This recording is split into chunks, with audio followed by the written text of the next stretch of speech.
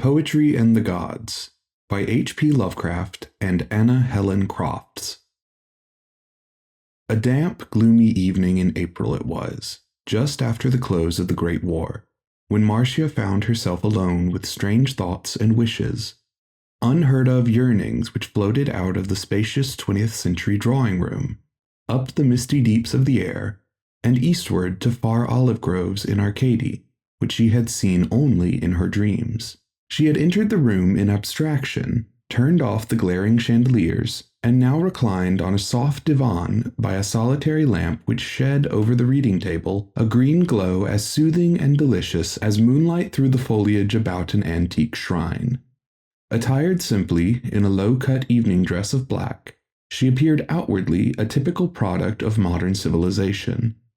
But tonight she felt the immeasurable gulf that separated her soul from all her prosaic surroundings. Was it because of the strange home in which she lived, that abode of coldness where relations were always strained and the inmates scarcely more than strangers? Was it that, or was it some greater and less explicable misplacement in time and space, whereby she had been born too late, too early, or too far away from the haunts of her spirit ever to harmonize with the unbeautiful things of contemporary reality? To dispel the mood which was engulfing her more deeply each moment, she took a magazine from the table and searched for some healing bit of poetry. Poetry had always relieved her troubled mind better than anything else, though many things in the poetry she had seen detracted from the influence. Over parts of even the sublimest verses hung a chill vapor of sterile ugliness and restraint, like dust on a window pane through which one views a magnificent sunset.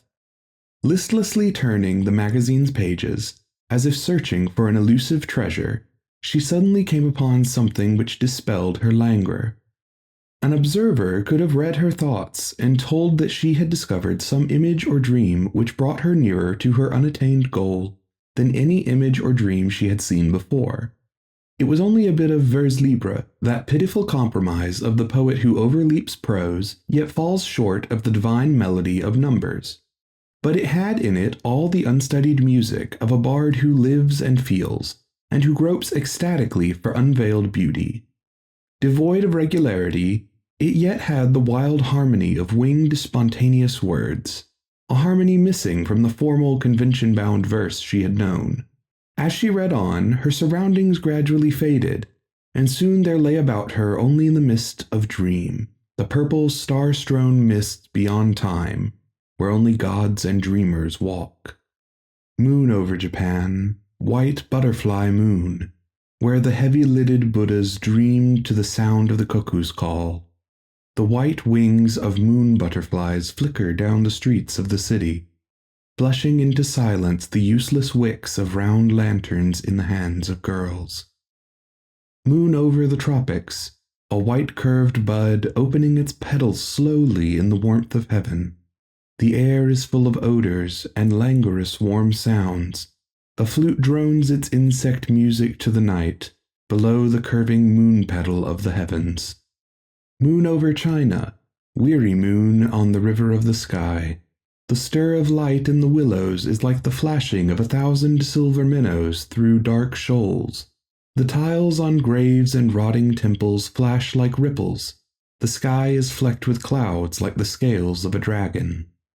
Amid the mists of dream, the reader cried to the rhythmical stars of her delight at the coming of a new age of song, a rebirth of Pan. Half closing her eyes, she repeated words whose melody lay hid like crystals at the bottom of a stream before dawn, hidden but to gleam effulgently at the birth of day. Moon over Japan, white butterfly moon. Moon over the tropics, a white curved bud, opening its petals slowly in the warmth of heaven. The air is full of odors and languorous warm sounds. Languorous warm sounds. Moon over China, weary moon on the rivers of the sky, weary moon. Out of the mist gleamed godlike the form of a youth in winged helmet and sandals, caduceus bearing, and of a beauty like to nothing on earth. Before the face of the sleeper he thrice waved the rod which Apollo had given him in trade for the 9-corded shell of melody and upon her brow he placed a wreath of myrtle and roses. Then, adoring, Hermes spoke. "O nymph more fair than the golden-haired sisters of Cyane, or the sky-inhabiting Atlantides, beloved of Aphrodite and blessed of Pallas, thou hast indeed discovered the secret of the gods, which lieth in beauty and song. O prophetess more lovely than the Sibyl of Cumae when Apollo first knew her, thou hast truly spoken of the new age. For even now on Menelaus Pan sighs and stretches in his sleep, wishful to awake and behold about him the little rose-covered fawns and the antique satyrs. In thy yearning thou hast divined what no mortal else, saving only a few whom the world rejects, remembereth, that the gods were never dead, but only sleeping the sleep and dreaming the dreams of gods in lotus-filled Hesperian gardens beyond the golden sunset. And now draweth nigh the time of their awaking, when coldness and ugliness shall perish, and Zeus sit once more on Olympus. Already the sea about Paphos trembleth into a foam which only ancient skies have looked on before, and at night on Helicon the shepherds hear strange murmurings and half-remembered notes. Woods and fields are tremulous at twilight with the shimmering of white saltant forms, and immemorial ocean yields up curious sights beneath thin moons. The gods are patient and have slept long, but neither man nor giant shall defy the gods forever. In Tartarus the Titans writhe, and beneath the fiery Aetna groan the children of Uranus and Gaia. The day now dawns when man must answer for centuries of denial, but in sleeping the gods have grown kind, and will not hurl him into the gulf made for deniers of gods. Instead will their vengeance smite the darkness, fallacy, and ugliness which have turned the mind of man, and under the sway of bearded Saturnus shall mortals, once more sacrificing unto him, dwell in beauty and delight. This night shalt thou know the favor of the gods, and behold on Parnassus those dreams which the gods have through ages sent to earth to shew that they are not dead.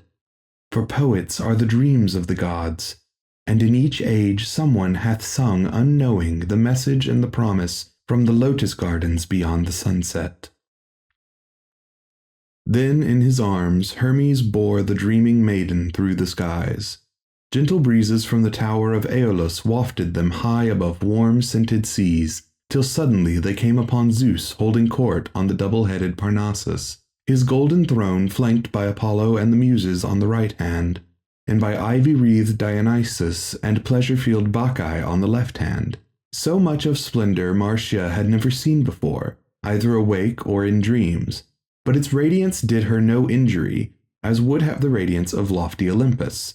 For in this lesser court the Father of gods had tempered his glories for the sight of mortals. Before the laurel-draped mouth of the Coretian cave sat in a row 6 noble forms with the aspect of mortals but the countenances of gods. These the dreamer recognized from images of them which she had beheld, and she knew that they were none else than divine Maeonides, the Avernian Dante, the more-than-mortal Shakespeare, the chaos-exploring Milton, the cosmic Goethe, and the Musaean Keats. These were those messengers whom the gods had sent to tell men that Pan had passed not away, but only slept, for it is in poetry that gods speak to men. Then spake the Thunderer, "O daughter, for being one of my endless line thou art indeed my daughter. Behold upon ivory thrones of honor the august messengers that gods have sent down, that in the words and writings of men there may be still some trace of divine beauty.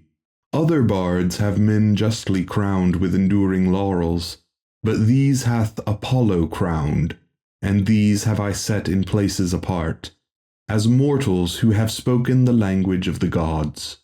Long have we dreamed in lotus gardens beyond the west, and spoken only through our dreams. But the time approaches when our voices shall not be silent. It is a time of awakening and of change. Once more hath Phaeton ridden low, searing the fields and drying the streams. In Gaul, lone nymphs with disordered hair weep beside fountains that are no more, and pine over rivers turned red with the blood of mortals. Ares and his train have gone forth with the madness of gods, and have returned, Deimos and Phobos glutted with unnatural delight. Tellus moans with grief, and the faces of men are as the faces of the Erinyes. Even as when Astraea fled to the skies, and the waves of our bidding encompassed all the land saving this high peak alone.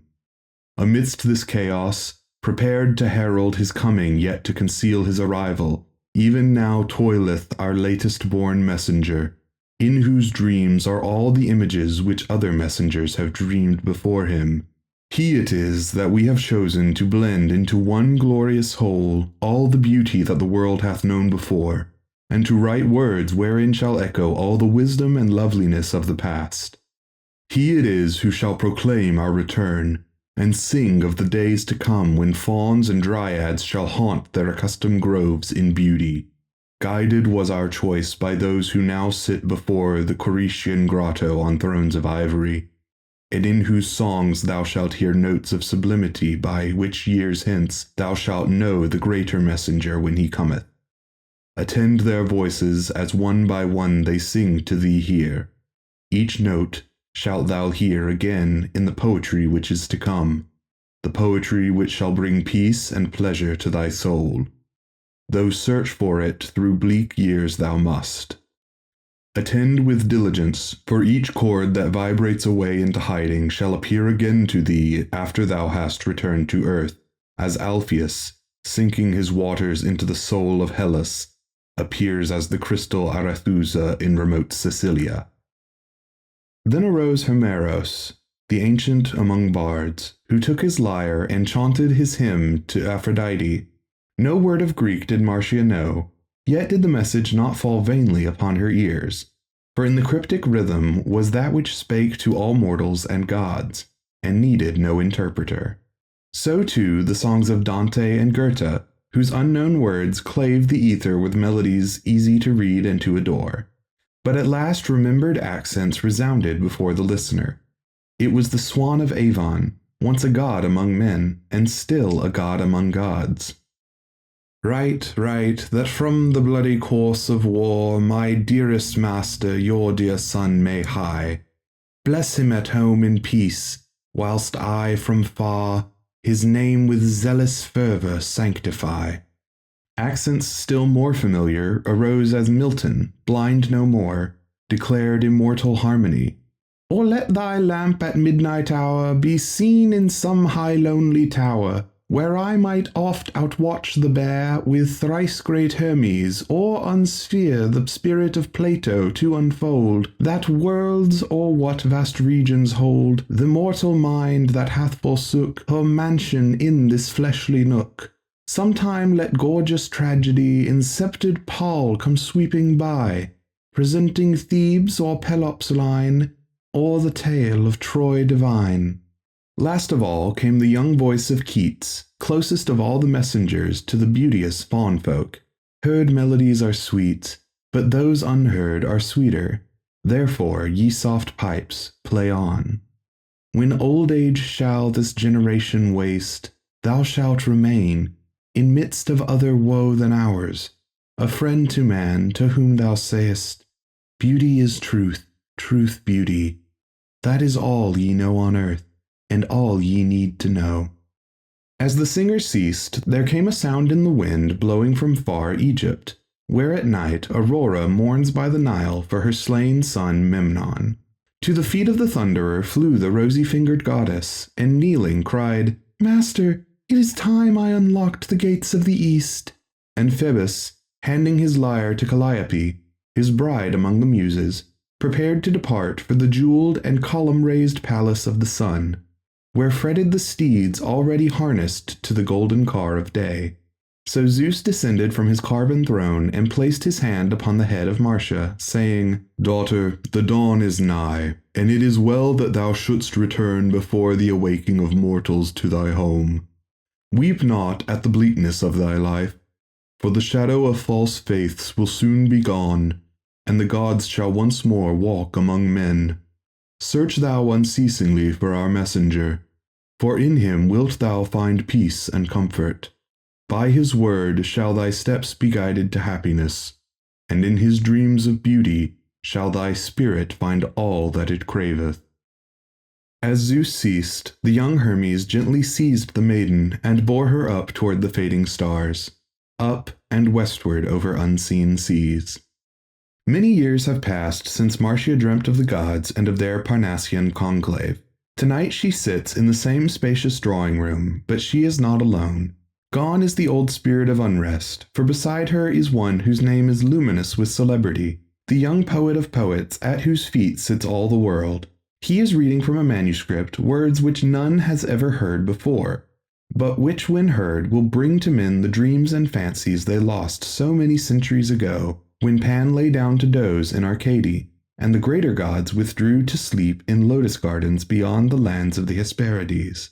In the subtle cadences and hidden melodies of the bard, the spirit of the maiden has found rest at last, for there echo the divinest notes of Thracian Orpheus, notes that moved the very rocks and trees by Hebrus banks. The singer ceases, and with eagerness asks a verdict. Yet what can Marcia say but that the strain is fit for the gods? And as she speaks, there comes again a vision of Parnassus, and the far-off sound of a mighty voice saying, "By his word shall thy steps be guided to happiness, and in his dreams of beauty shall thy spirit find all that it craveth."